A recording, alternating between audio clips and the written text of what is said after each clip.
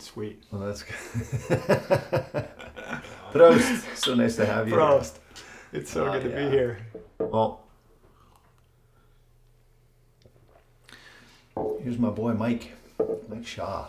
You go. Oh man. Well, I thought of you. When we were, thinking about doing this podcast on being unstuck. You have such a wild story, and we're gonna get into it. But how you've responded to loss is just so inspiring. You are okay. I'm going to ask you who you are in a second, but I on your I think it's your Instagram. I've never heard this before, but you're a gratitude and resilience expert. Mm-hmm. Like, where did you go to school for that? The school of life, primarily. I mean, my lived experience has brought me to where I'm at, but I just finished a really intense academic program, getting my master's in counseling psychology. So I truly mean it when I'm put myself out there like that. I could say any number of things, right? Mental health expert, but my jam is gratitude and resilience. I love it. Okay, I want to dig into that a little bit. But first, it's like we kind of need to hear. We need to hear your story. And you got your pup here. This is Bones. Yeah, hey, Bonesy. Good boy. Meow, meow. Yeah. He loves chasing cats and squirrels. Favorite things. things. I better not do that. He's looking at me like he's just gonna prounce. He's my guy.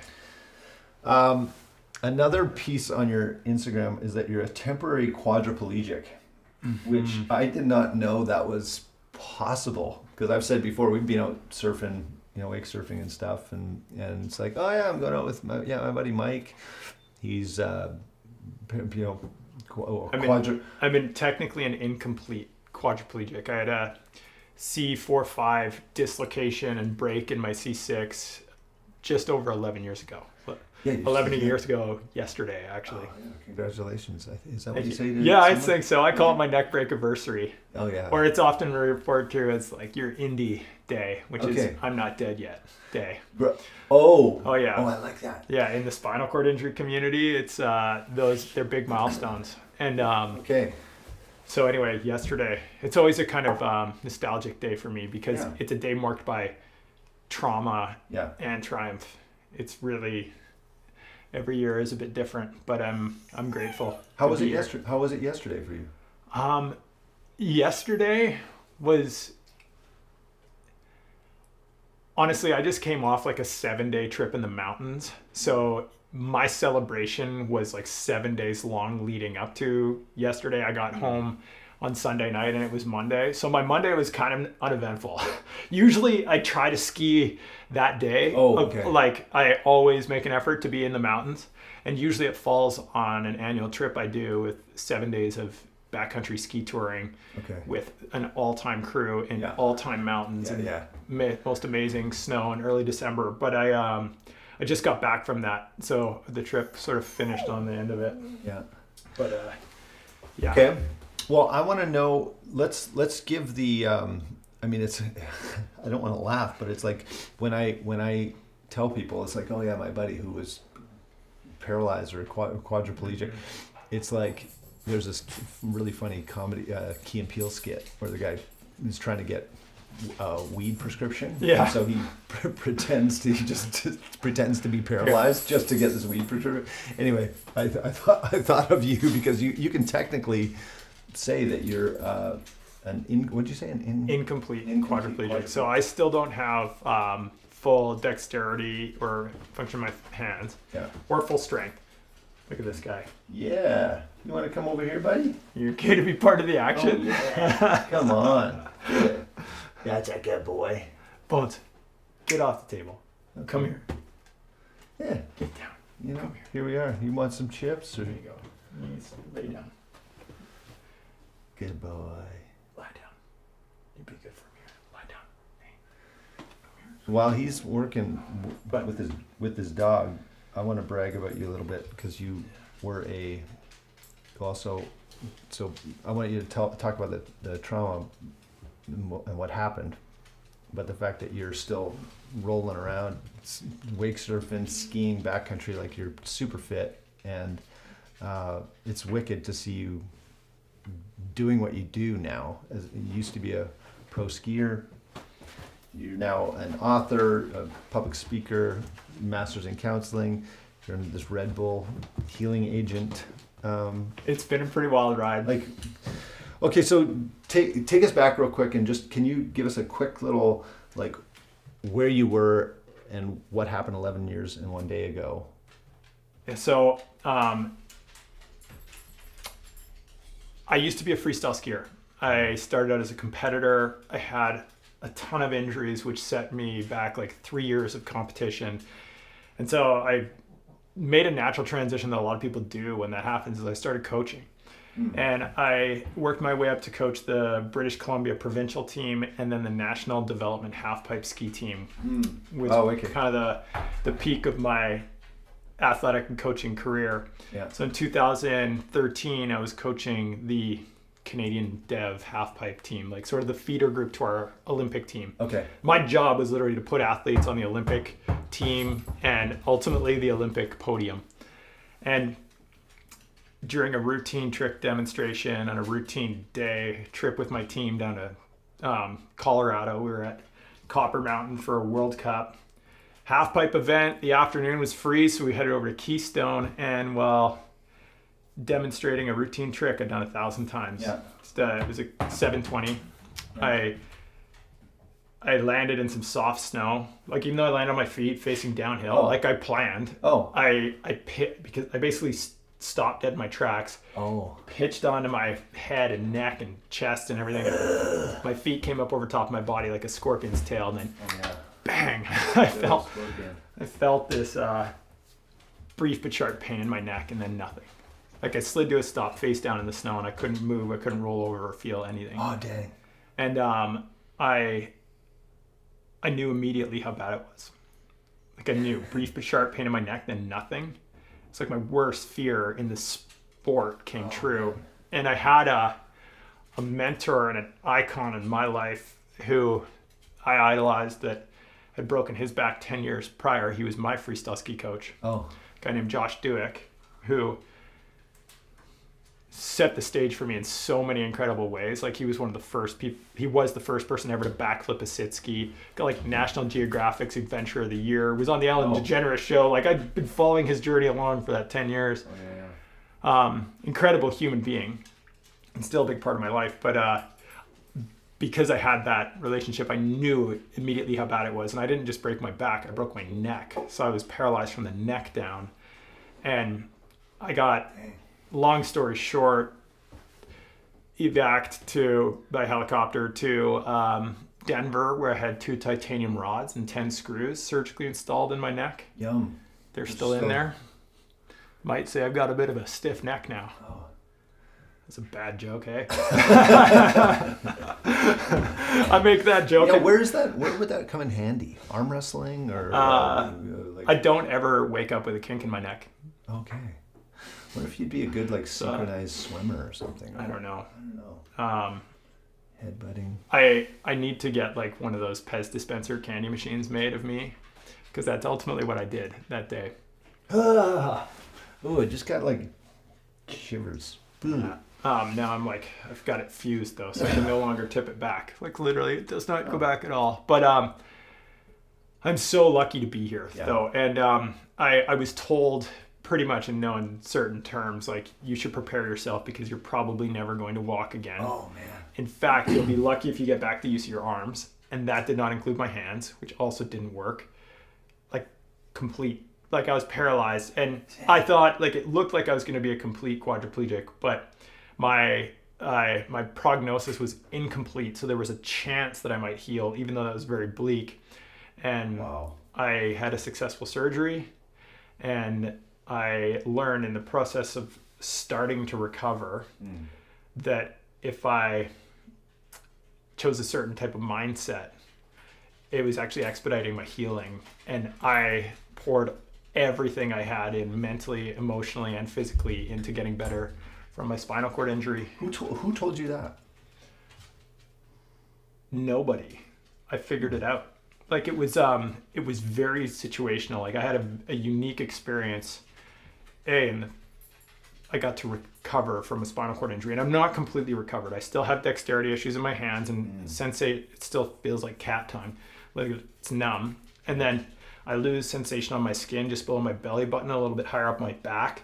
So my legs are numb. I don't have my full sense of touch, so I don't have great balance, coordination, agility, explosive power. Like wake surfing with you is like literally the peak of my athleticism.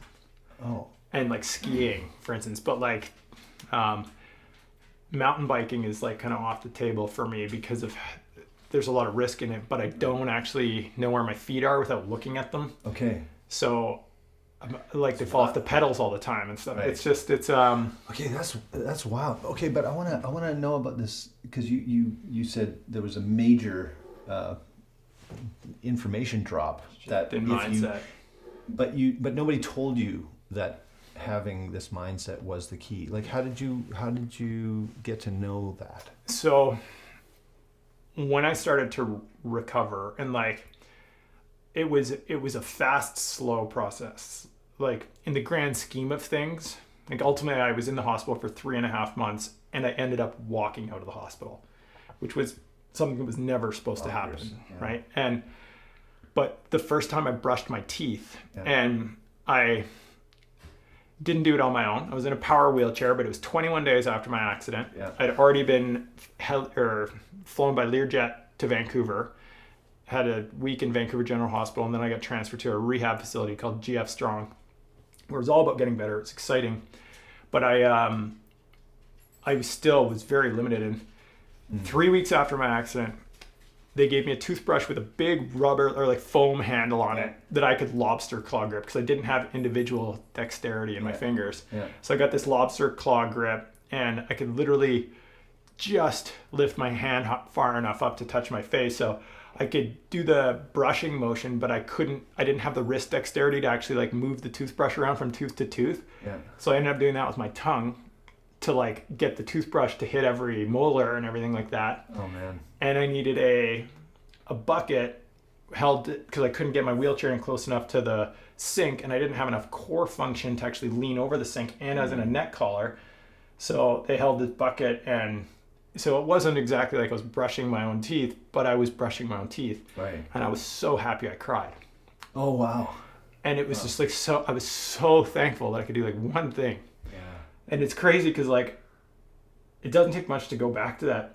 Oh, I didn't expect to get emotional, but it was so hard. And I was experiencing such profound grief and loss of my identity, my independence, like my career, the love of my life at the time, which was skiing. Like all of it was poof up in smoke. Everything I thought I was or that made me who I was gone. And so I had that one thing back, and I was so happy I cried. And I just got hit, just like I am right now, with this like overwhelming wave of gratitude. And I could feel it. And I started to notice that when the first sensations that started coming back in my body weren't typical feelings like touch. It was like I felt emotions. And every time I felt like extreme joy or happiness, gratitude, it felt warm. Gratitude was the most powerful. So I felt these like warm waves going through my body. And anytime I felt grief and sorrow and pain and suffering that I was in, it was like cold and dark. And I actually wrote about it. I voice annotated to Siri this note on my phone about the dark pit. And realizing that if I could get through this, I could get through anything. But if I poured gratitude into that darkness, it was actually pulling me out of the depths of despair and loss. And so I started intentionally using gratitude and a mindset of looking for the gifts, not the gaps in my situation, to shift my physiology And what was actually happening at the time is my neurochemistry was changing. Like I was getting oxytocin, serotonin, a little bit of dopamine and endorphins from my mindset and focusing on gratitude.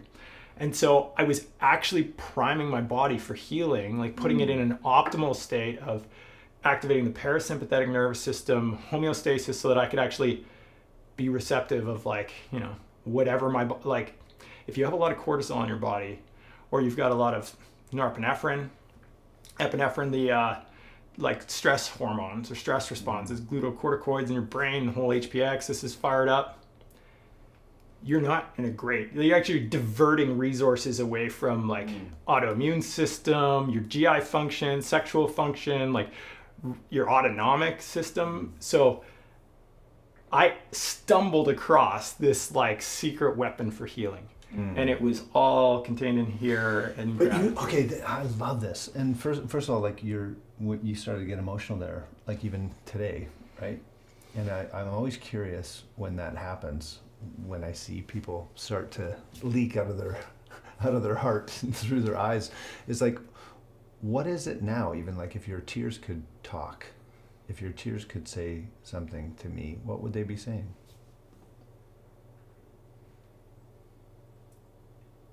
If your loss mattered and the loss was significant, you will take it with you forever. And so you take your grief with you forever. But if what you lost mattered and you want to take that love with you, like I did for my previous self, like skiing and everything like that, my identity, I still like to take that with me. I don't want to lose that chapter of my life. It's not like getting over a bad breakup where you want to be over the love. You got to take the love with you. And if you do that, the trade-off is you take the grief too. And so as much as those memories can bring back like pain, and in this case, I don't think there may be even so much tears connected to pain as to appreciation. Because the shift or the reframe is like, I look back at skiing and I was deep in grief. Like, I mean, suffering with that loss. But the reason why I felt so low is because I knew what it felt like to be so high and soar 20 to 30 feet high on 80-foot jumps, you know, like standing on figurative and physical mountain peaks in the sun. Like your mountain peak and your valley bottom are proportionate. Like they're directly proportionate, in fact. And so I realized that I couldn't feel so low without knowing what it felt like to feel so high. Okay. Pain is directly proportionate to the joy and love we felt after loss. And sometimes you'll find yourself knocked down even lower, where it's like this perception that your valley bottom is deeper than any mountain peak you've ever stood on top of is tall. And when that happens, I was actually working with a group of war vets. We had this conversation and someone asked me this exact question. They said, what happens when your valley bottom is lower than any mountain peak you've ever stood on top of? And it struck me for, like, I remember being taken aback for a moment or two and thinking about it and then just being like, well, I guess your new mountain peak just grew because there's balance. It's proportionate. And your depth now is going to give you a profound appreciation for your new height. And your and it's all through a frame of gratitude. And I stumbled across the power of it as a tool that I could learn to intentionally use to not only like take me out of the depths of despair, but really to physically help me heal from an injury that was said to never recover. That's so wild. Okay, I got a couple thoughts here. Number one is I just heard a couple years ago about Joe Dispenza. Yeah. Right, and he had a pretty wild injury. I don't know what it was, his neck or his back, but pretty serious. Like also not looking like he was going to be very active, and it is just kind of reminding me of that. I don't know if you, Dr. Joe Dispenza. I've listened to a bunch of his work, but I don't know that I've ever heard his like origin story or whatever happened. Yeah, I don't know a lot about it, but I know that he there's a huge following in his books, and his teaching is really about, you can basically heal yourself. I mean, he claims that he kind of healed himself in the hospital, or in recovery, because of his mind, and so there's such power there. Well, if you're going through any deep struggle, whether it's like a mental and emotional one or a physical struggle, and like in healing, you have to be open to healing. And before we started in on this, we were talking about the power of hope, right? And how it plays a role in our lives, and especially when times get dark. But with like, to have real optimism, or my definition for real optimism is when hope and trust align. It's incredibly powerful when you have trust in faith, what? or belief that things are going to work out. So you just trust that it's going to be okay, things are going to work out, or is that what I said this to myself over and over and over again. If it's not working out right now, it just means you're not finished yet, because things will always work out. And so the last part's important, right? If things aren't working out right now, it just means you're not finished yet. Is like, persist, have grit, stay in it, because things will always work out. And that last part is where the trust comes in, and you have to just be open to that and believe it. And I truly believe that when they told me back on day 2 or 3 after my accident, like, Mike, you should prepare yourself, you're never going to walk again. It's like, I remember saying to these 2 doctors at the end of my bed, I was like, how do you know?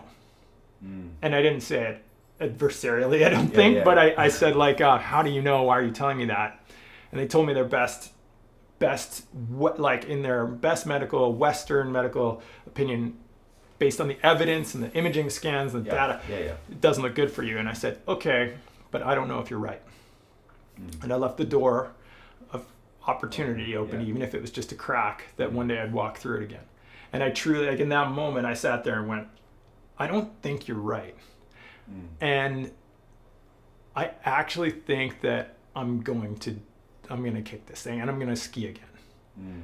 And I set my sights on skiing, like, wide open powder turns and like treed meadows and like. So would you say that you would credit your healing, the fact that you're still walking, to your mindset?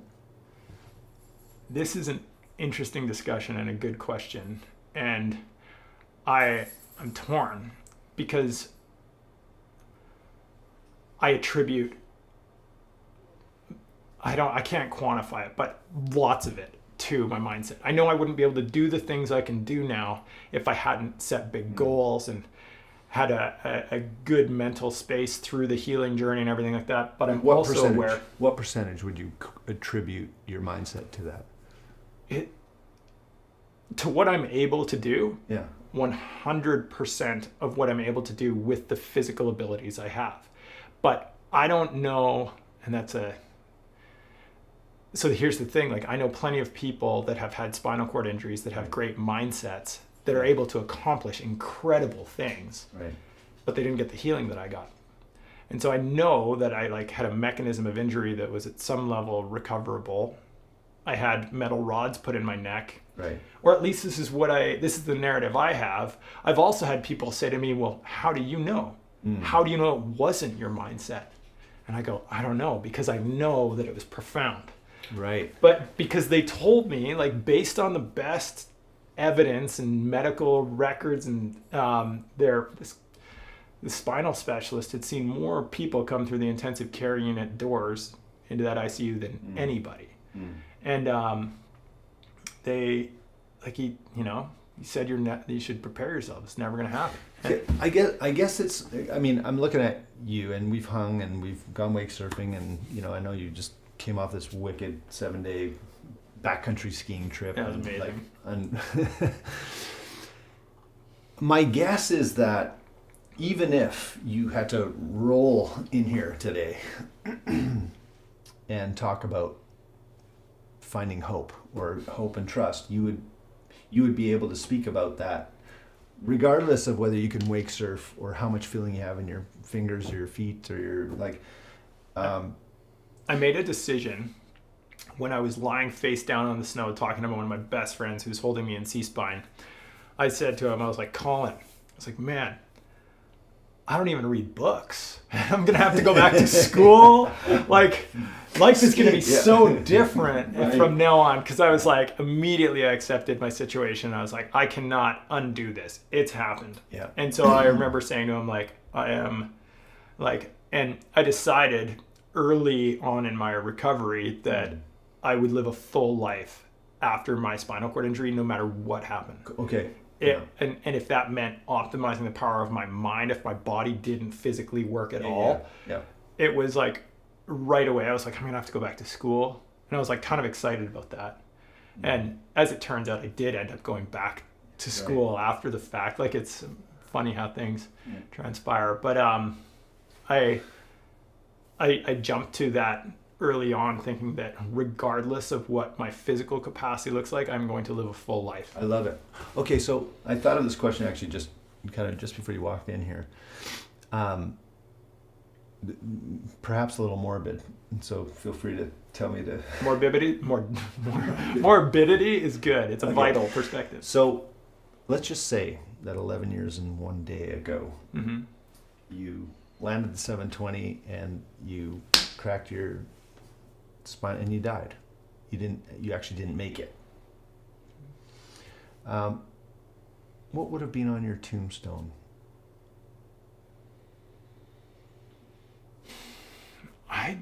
You know what? It probably would have been like 1987 to 2013 with a little line in the middle of it and nothing else. Nothing else. Because that's what's on most people's tombstones. But hopefully they would say beloved son and brother. But I doubt they would have put like skier or adventurer or adrenaline junkie or any of those things that we think, oh my God, this is such a good question. For one, near-death experiences, which are defined as near to death, they show up in all different forms. It can be the death of a dream. It can be the death of a family member or a loved one. It can be being near to a death experience that, like in my case, what I had, which makes you live with so much more meaning, more presence, more appreciation. Considering your own death is not a morbid perspective. It's a vital perspective. And I think more people should do it, because if you go like, how many more years do you think you have on this planet? Oh, yeah. I mean, hopefully like, how long do you want to live? Hopefully not too many more. I don't want to be old and not be able to move and be an idiot. My favorite from Brad Peterson, who I know you know, but he's like, I want to die young as late as possible. Oh, yeah, what a great line. But it's just always full of... But if you go like, okay, so I'm 37 right now, and I'm hoping to live to 100, but it means I'm already, almost 40% done. And if, say it could, but that's my hope. That would be like, that's a great target. If I go to 110, that's awesome. But if I'm far shorter than that, like I could be, if I make it to 80, that means I'm like nearly 50% of the way done. And you never know when your day is going to come. Yeah. And if you were to live with like a little bit more appreciation of death, it would make you live more meaningfully now. This is okay. This is fun. There's actually, my buddy told me about this. There's an app called, I forget what it's called, like the death app or something, and it just reminds you. It's a death counter, and then based on your age and your vitals, your statistics, it tells you how many days you have left, and it just pops up as a reminder. And then anyway, it's supposed to be... That is incredible. It's supposed to be, and actually there's a boron, there's a country, is it boron? It's some country that came up with this philosophy that if you contemplate death 5 times a day, it's actually, to your point, it's actually really healthy for you to be. So that's another app. There's 2 death apps. I downloaded this other one that just like 5 times a day, it just reminds you. It's like, I've got to get it. You're gonna die, boy. Yeah, live fully now. Okay, so on that this thought I had was, okay, so 11 years ago, let's say you died, your tombstone would be, beloved son, brother. And for the past 11 years, you've spent a lot of time physically recovering, but also sharing your story, giving hope to other people, talking about mindset, talking about all this stuff. What would be, if you were to die today, what would be on your tombstone today? Or like, would that be different than 11 years ago? Honestly, I don't know that it would be that much different, except for beloved husband and father to be. I got one on the way, which I'm really excited about. Yeah, definitely. But I would hope, actually, it would be really cool if I left a legacy behind that made people appreciate life more, find more hope, especially in darkness. I am a healer. Like, I'm going to the healing profession. I just finished my master's in counseling psychology. So I could go in on all types of like existential theory and the death anxiety, all that stuff. I'm like, I love that. But I didn't know. So, okay, 2 years after my accident, well, first I'll back it up. A year to the day, so 10 years ago, on my neck break anniversary, I went skiing for the first time. I took another whole year before I went skiing again on the second neck break anniversary. And then later that spring, I got up enough courage and strength to go skiing out of a helicopter. And my friends and I filmed it, and we made a documentary for Red Bull TV, which we called Mike Shaw, The Flip Side Story, or The Flip Side Story, or The Flip Side Mike Shaw Story, or something. Yeah. And we submitted it to Red Bull TV in Austria, and they liked the film, but they sent it back with all the artwork done and everything complete as Mike Shaw, the healing agent. And they named the documentary without contacting us or running it past us, the healing agent. And I was like, it's so apropos because they foreshadowed what was going to happen for me. Like, it was actually, they gave me this label or this identity, which I didn't even know I was growing into. And I ended up, I've helped a lot of people through grief. Made a TED talk or TEDx talk called Grief Happens. Wrote a book called Never Part of the Plan, a story of courage, resilience, and gratitude. And like, I've done all these things and just finished the master's so that I can start Gratis Health, which is going to be a integrative health space for mind and body healing. And Gratis, Gratus, is the Latin origin for grateful. Grateful health. Love it. And it's like my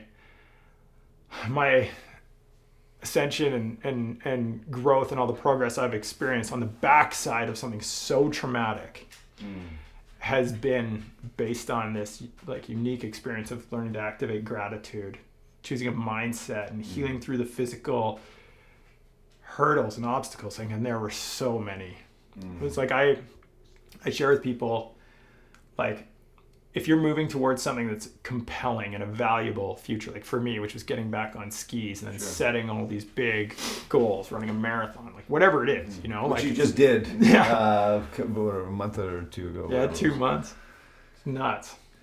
Friggin' marathon, man. I know. I don't know many like ambulatory or incomplete quadriplegics that have actually done it. Like, I don't know. I'm sure there are others, but I was working with the spinal cord injury research labs out of UBC, Okanagan. And I was working with one of the head researchers there, who's also a passionate marathon runner, this guy, Chris West.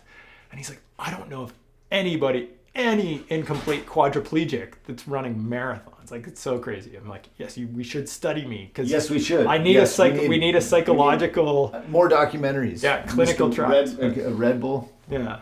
But anyway, when you have a compelling future, something you're working towards that's so powerful that you can't not jump out of bed in the morning to get there. Yeah. Purpose. Like, it's like this. You probably heard that why power is much stronger than willpower. Right. Like, your why needs to be that your value-based goal. So what is your why today? Oh, I want to help people. Like, help people how? My why is to create a system that can support individual healing in the mind and body in the wake of either acute trauma, early childhood trauma, or for those who want to learn to optimize mentally and physically with Gratis Health. Like I want to have my North Star is an integrative health clinic in every populous hub in Western Canada. Oh, wow. That's beautiful. Where I'm aiming. If it ends up a little higher or a little lower than that, that'll be cool. But the why is to, if I can build that system based on what I know, then like, and I can scale it, obviously, I can support a lot of people. I love it. Okay, so what would you say to someone, in all these interviews, I always kind of like go devil's advocate styles, right? It's like, let's say someone's very just struggling. They're in the pit. They're in the valley. They're in the, and that sucker's low. Like that is deep. And, you know, when you're in that lowness, it's like, I don't see a way out, right? And you can have there's books out there, there's TED Talks, there's Instagram reels that are all like, hey, don't give up. Hey, you can do it. Get your mindset. And if you're that low, you're just like, I don't believe it. I can't. What would you say to someone who is not as open as you were to healing and finding that hope and trust? Like, what would you say to someone who's just in the pits? First, I'd probably just honor it and validate it and be like, that sucks. Love that. It sucks being in a pit of despair, right? But don't get stuck in the suck. And say it's okay to spend it. You can spend as much time there as you need to feel it. If it's like in grief and despair after the loss of a loved one, if it's depression, it's different. But if everybody could find their way out of depression, we wouldn't have a problem with it, because depression actually decommissions the part of your brain that give you the logical thought process. That's why it's like when you're there, it's like I can't see the future. It's not meaningful, but trust that we all have it within ourselves to push through. We're all innately resilient. And if you look back at your history, you've got experiential evidence which proves you are. If you've made it to wherever you are now, you've had to overcome adversity in the past. And if you've done it before, you can do it again. If it's not working out right now, it means you're not finished yet, because things will always work out. That's where hope and trust align. I like that. And then there's a couple other things, like you've got to actually decide at some point to take action, like to actually do something to change where you are. Because if you want to take your next step up. What could that look like? Social support. Having a call with someone that you know that loves you, that could listen. I love that you mentioned even like when you were face down in the snow right after your accident, your buddy Colin, right, was right there. And that's actually really, it's very beautiful. I love hearing about those kinds of friendships. Colin Sutherland did not leave the head of my bed in his like he's in his snow pants, sleeping in the little chair at the end of my ICU bed for 3 days. Like, it's crazy. So I had an embarrassment of the riches in terms of social support. I had a team that rallied around me. There were parents on the trip. My parents came in. Family first. An embarrassment of riches. I've never heard that. That's such a beautiful line. Yeah. Oh. It was, it truly was. Okay, so you got to find, but someone who might not have that. But it might just be like, I need to get up and get to the store and go get some apples. I need to do something that's good for my health. Or if you want to one of the quickest ways to alleviating anxiety or depression is like through physical behavior. And so your physiology is often a quick way to better psychology. And so if it's anxiety, go for a walk outside in nature without your AirPods. Like, don't take your music. Go and be with you and reconnect to the world, and like let the voice, because anxiety lives on in the future. It's all worry, right? And you just got to go and like release yourself from that voice for a bit and like get present and be like, okay, I'm actually okay. I'm home. If it's depression, which lives in the past, and we're usually dwelling on something that happened, a precipitant, you can actually change that. Like Anxiety is go for a walk outside. Depression is sweat. Have a workout. Like burn some calories. You will create dopamine in your body, and it counteracts the effects. It's like a chemical. Dopamine is dope, right? Like it's incredibly good for getting motivation. Scared. What happens when you get scared? Like you see a bear or you see a cougar or something. It's like an ultimate anxiety stress response. Like you would create. Is that dopamine? No, it's a lot of epinephrine. Well, actually, the first thing that happens is your amygdala in your brain is like the sensory experience is like, I am under threat and duress. Yeah. So it shuts off your prefrontal cortex. Your hippocampus decommissions, your hypothalamus region of your brain triggers up. You get these like glucocorticoids that release in your HPX is pituitary gland, cortisol, that's what I was going to say. And then you're like, all that stuff. That was my second guess. Yeah. No, I was just thinking about this because Alex Honnold just... he's the El Capitan. He's like he's like the free solo climber of the universe, and he just released something. I was talking about you got to get scared. You have to put yourself in physical danger, like where your life is in danger. Yeah. Regularly, because it helps you appreciate what you have, and it's. I agree 100. Actually, I agree 99% because I don't think you need physical danger to find the edge of your comfort zone. But what he's talking about is getting the stress response in your brain to trigger. And people are like, you need to get uncomfortable being uncomfortable. How the heck do you do that? You do that by giving yourself experiences at the edge of your comfort zone.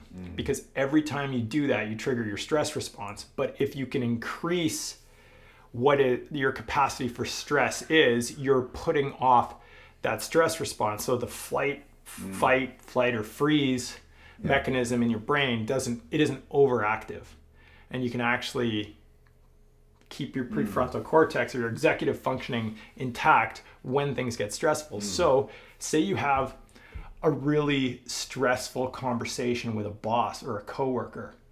If you're used to having stressful conversations, you will be able to keep your rational mind engaged through that, therefore becoming more resilient in those conversations, being able to think intentionally to respond, not react. Because if your stress response, and everybody's experienced this with like a partner, spouse, or someone that you care about where you've said something you didn't mean to say because your emotions got the better of you. Yeah, I've never fought with a partner. So I don't know, but you or maybe the rest of. But that is how I believe you increase your resilience quotient. Cool. And I love this. And you're a resilience expert, a gratitude and resilience expert. I love that. But there's too much fear, and there's the risk of too much. There's a huge risk in not enough. Right. Yeah. Oh, I love it. There's got to be that sweet spot. Okay, I got 2 more questions for you. One to follow up on the last tombstone thing, just to keep it a little bit morbid. Nice. Is because I would love to know how you would love to be remembered. Obviously, these things as he was a beloved son and brother and husband and father. What would you, if you had to, in one sentence, how would you love to be known? Apart from those things, who you are. My knee-jerk response, the thought that comes to mind is someone who spread gratitude. Literally as someone who spread the power of just having more gratitude in your life. And what impact did that have on those people by you spreading gratitude? More resilience, fulfillment, literally appreciation of life. Life is not guaranteed. You want to get morbid? No one knows. We all know one thing for sure. We're on a one-way ticket. Yep. Until you go. Exactly. It's like we don't know when it's going to happen, but we get a bit complacent with it because today, modern medicine, the average life expectancy is 84 for men and 88 for women or something like that in Canada. It might have changed, but that's my last stat in here. And so I have this theory about why birthday parties were created in the first place, right? And if you go back, I've researched this because I was curious. Yeah. I looked up, I was like, why did people start celebrating birthdays? The jury's kind of out on this. There's not a lot of definitive information. It's like started with the church and celebrating the birthdays of saints, or religious deities, and then it got into like the general population, trickle down effect through monarchies and regular nobles and whatever. But I'm like, well, why would you celebrate a birthday in like the Middle Ages? If you think about life expectancy, the average life expectancy was like 30. If you made it to 26, so you were likely to live to 50. So the younger, like people were dying young, like crazy. So if you made it one more year around the sun, it was something to party about, right? And now people lose the plot completely. Like people get really stressed out about turning 30, 40, 50, 60. It's like that next milestone birthday is looked at as something negative instead of like we lose the plot that the goal is to grow old. The goal is to live a long and healthy life, right? But people lose sight of this because we have this expectation that we're all going to live a long time. And so we let a lot of life pass us by without truly appreciating it. And if you could live like you had a birthday every month or every week, or if you could just appreciate that you had the gift of life daily, I cannot personally describe the power. It's like the power of gratitude that I've experienced in my life is so profound I cannot describe it with words. It's pretty stellar. I mean, when you have a good birthday, I'm just off of this last weekend of having my people celebrate my birthday, and it's just so it is pretty amazing to feel that much gratitude for your friends or your friends. Or the last question is one that I've asked everyone that I've interviewed, and that is, if you were in a room, hey buddy, hi Jonesy, hey, meow, meow. I just want to see if he was going to attack me. Meow. Oh yeah, good boy. If you were in a room with everyone you've ever met in your life, hey, that's okay. Relax over here. If you were in a room with everyone you have ever met, who would you gravitate towards and why? So they could be dead or alive.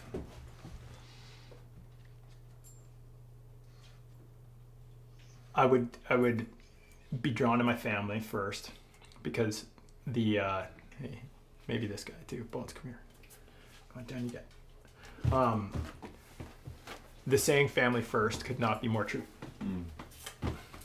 Wait there. The saying "family first" could not be more true, because the first group of people that are going to feel the consequences of something bad happened to you or your family. There's a ripple effect, like what happened in my injury, in my accident. Like the first group of people that were, not the ones immediately on scene, but the ones that were there for me near and dear throughout the real depths of it were family. So family first. So your family, you're talking about who? Your my immediate family at the time. Yeah. But extended family too. There is something I think in the blood and lineage, but then I would be drawn to the people that make me feel the most alive and the most charged up. Like who? I've got who in your life, if you think about who's the one person that has apart from your family, who's that person that's made you feel the most alive and charged up? I don't know that I can answer that question. Like my knee jerk is like my wife and my partner in crime, like we're building a future together that's really exciting, a family. But Jocelyn, she's amazing. But then it's like people that I connect with on a level like this, that being around them feels effortless and feels like it lifts me up, because how you have those people where it's like, this takes effort. Yeah, emotional vampires or... Yeah, and the people that build me up. And I've an embarrassment of the riches. I have so many people in my life who build me up, or that I feel that way around, that it would be hard to answer that question. But I'm working on I'm not trying to intentionally like cut people off, but I definitely like pour more effort into those people that make me feel full, you know. And I love that. it's it's very special. But we've got an amazing community around us, and for me, I feel intensely grateful for it. It's very, because not everybody has it. I'm aware of that, and if you don't have it, like, I encourage you to go looking for those people, and because that is like, everybody has big goals and people can be ambitious and everything like that, but at the end of the day, you're not going to look back on your life and go, oh, I wish I had more meetings, or, you know, I wish I, you know, did more business lunches or things like that with networking, you know, new people, and meeting new people is incredible, whatever. But it's like, find those people that like you truly enjoy spending your time with and max that out, because we only have so much capacity, right? Like there's only so much time, and it's like, spend it with the people you love the most, doing the things you love to do the most, and make the most of it. You're doing it. Well, thank you for sharing your story. You mentioned, there's you have a TEDx talk about grief. You have a Red Bull doc called The Healing Agent. You got a book, speaking never tour. Part of the Plan. I speak all over the book. He speaks everywhere. Gratis Health is coming, and Gratis, 2025. Love I'm it. starting my online counseling practice to start before I jump into the integrative clinic space. So what website should people go to that we can? Right now, the only one that's live is MikeShawSki.com. Okay. That's all one word. Skiing's a big part of my shtick, but Also sounds a little Mike Polish. Shawski. Yeah, Shawski is my one of my nicknames. Yeah. But .com, or Gratis Health, which is GRATUS health.com, which will be going live in like January, so not far away. Thank you for using your story, your injuries, your darkness, the hard stuff that you've walked through, and turning it into something that's actually inspiring and giving hope, and allowing people to trust as well. I like that you talked about this hope and trust combo. It's beautiful. So thank you so much for just being so open and so cool. Thank you. I received that. I appreciate it, man. It's been incredible being here and hanging out with you. Yeah, you're a beautiful man. You too. Yeah. Okay, good.